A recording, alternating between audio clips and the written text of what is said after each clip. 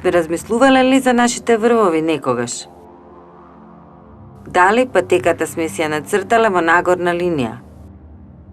Како сме ја замислиле? Како се движиме по неа?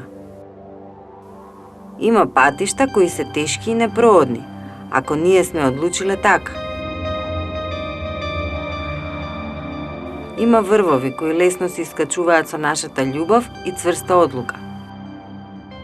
Има патишта кон врвот кои се тешки, но комплетно ја менуваат нашата животна насока кон подобро.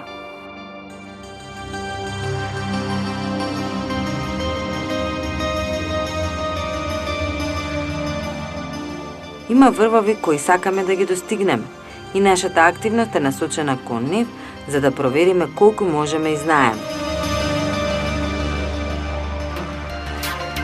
Духовните врвови се круна на личната пирамида. Круна која не обележува, која го потврдува нашето постоење како духовни битија. Височината ја представува нашата фантазија, која е движечка сила на нашите морални акции. Врвовите се нашите лични цели. Кон врвовите се стремиме кога знаеме што сакаме, кога сме подготвени и храбри.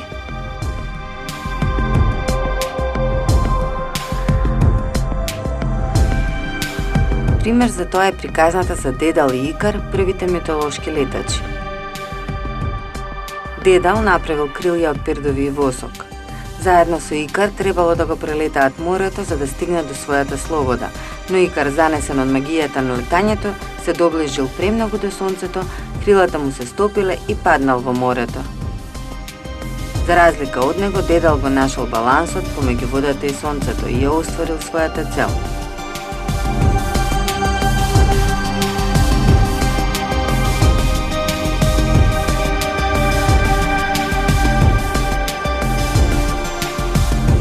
Размислете какво знаме ќе ставите кога ќе го освоите вашиот личен врв.